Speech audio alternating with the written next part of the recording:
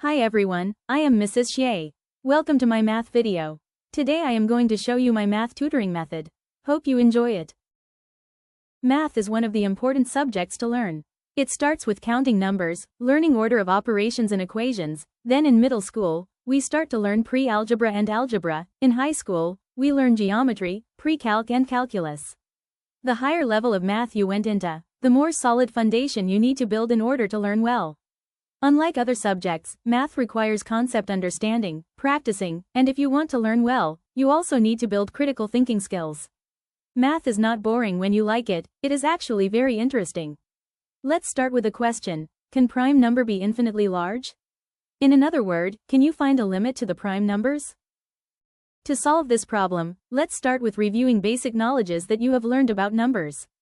Numbers are categories differently based on their properties. Real numbers are the numbers that can be measured and seen in our life. Factoring numbers is a fundamental skill that is repeatedly taught in elementary and middle schools. A prime number is defined as a number that has only two factors, one in itself. A composite number is characterized by having factors other than just one in itself.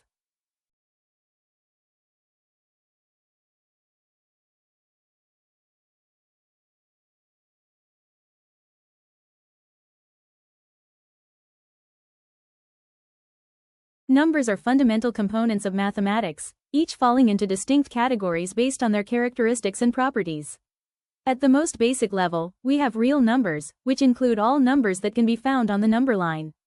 Real numbers are further divided into several categories. Integers are whole numbers that can be either positive, negative, or zero, such as -3, 0, and 42. Fractions are numbers expressed as the ratio of two integers, like 1/2 or 3/4, and are part of the broader category of rational numbers. Rational numbers are numbers that can be expressed as a fraction where both the numerator and the denominator are integers, with the denominator not equal to 0. In contrast, irrational numbers cannot be expressed as simple fractions.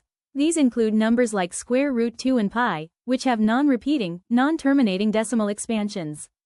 Imaginary numbers, on the other hand, are numbers that, when squared, give a negative result. The most common example is the imaginary unit, I, which is the square root of -1. Combining real and imaginary numbers gives us complex numbers, which have the form a plus b, where a and b are real numbers. Understanding these categories and their relationships is essential for delving deeper into mathematical theory and applications.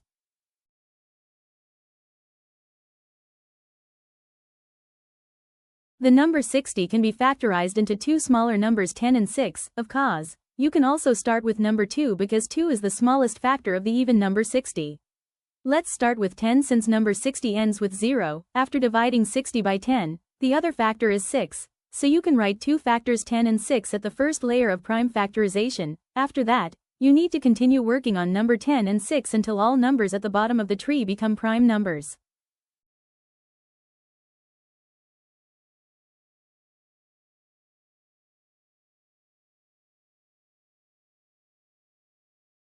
Now you have all the necessary skills and knowledges to solve this question, but how to start? Euclid, who was an ancient Greek mathematician active as a geometer and logician, and who is considered the father of geometry, gave the proof for this fundamental statement in number theorem. Consider any finite list of prime numbers p1, p2, pn. It will be shown that there exists at least one additional prime number not included in this list. Let p be the product of all the prime numbers in the list. P equals P1 P2 operator Pn. Let Q equals P plus 1. Since Q is either prime or not, if Q is prime, then there is at least one more prime that is not in the list, namely, Q itself. If Q is not prime, then some prime factor P divides Q. If this factor P were in our list, then it would also divide P, since P is the product of every number in the list. If P divides P and Q, then P must also divide the difference of the two numbers, which is P plus 1 minus P or just 1. Since no prime number divides 1, P cannot be in the list.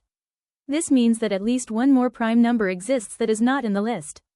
This proves that for every finite list of prime numbers there is a prime number not in the list.